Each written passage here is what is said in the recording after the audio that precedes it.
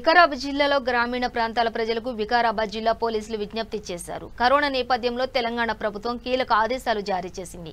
Corona నిబంధనలు ఉల్లంఘిస్తే కఠిన చర్యలు తీసుకోబడతాయని వికారాబాద్ జిల్లా సూపరింటెండెంట్ ఎస్పీఎం నారాయణ తెలిపారు. ప్రభుత్వ జీవో ప్రకారం కరోనా కారణంగా బహిరంగ ప్రదేశాల్లో మాస్క్ తప్పనిసరిగా వాడాలని ఆదేశాలు జారీ చేసింది. మాస్క్ లేకుంటే కఠిన చర్యలు తీసుకుంటామని హెచ్చరించారు. కేసులు నమోదు చేస్తామని తెలిపారు. లాగానే మన వికారాబాద్ జిల్లాలో కూడా కరోనా కేసులు కొంచెం పెరుగుతూ ఉన్నాయి. దానివల్ల నేను వికారాబాద్ జిల్లా ప్రజలకు విజ్ఞప్తి చేస్తున్నాను.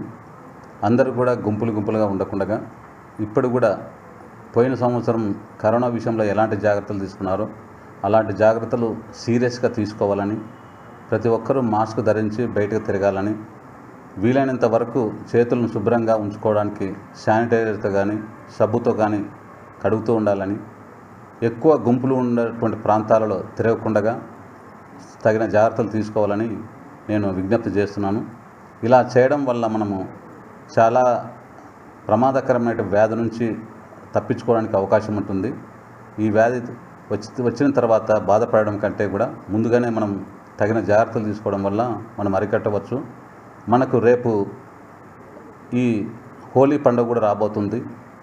ఆ హోలీ పండుగ సందర్భంగా కూడా ప్రజలకందరూ కూడా విజ్ఞప్తి, ఎవరు కూడా గుంపులుగా జమ కాకుండా సాధ్యమైనంత వరకు సోషల్ డిస్టెన్స్ మెయింటైన్ చేసుకుంటూ ఉండాలని, అందరితోన దగ్గర ఉండకుండా మాస్కులు ధరించి తమ చేతులను వాటన్నిటి కూడా శుభ్రపరచుకోవాలని, ఏదైనా అంటే మతపరమైనటువంటి కార్యక్రమాలు ఉన్నా లేక పూజాపరమైనటువంటి ఏ కార్యక్రమాలు ఉన్నా కూడా తక్కువ మందిలో జమ కావాలని విజ్ఞప్తి చేస్తున్నాను. అలాగే మనకు హోలీతో పాటు షబ్బే బరాత్ అనేది ఒక జగనికి రాత్ కూడా ముస్లిం సోదరులకు వస్తున్నది. రెండు పండుగలు కూడా మనకు ఒకే రోజున రావడానికి అవకాశం వచ్చింది. కానీ పబ్లిక్ అందరూ కూడా మేము వేడుకునేది అందరూ కూడా ప్రశాంతంగా ఉండాలని, ఎవరి కార్యక్రమాలు వాళ్ళు తక్కువ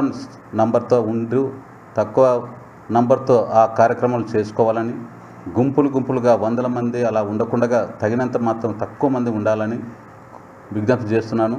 ఎక్కడ కూడా ఇటువంటి నియమ నిబంధనలు అతిక్రమించి వాటి రోగం బారిన పడకుండా ఉండాలని అందరూ కూడా విజ్ఞప్తి చేసుకుంటున్నాను.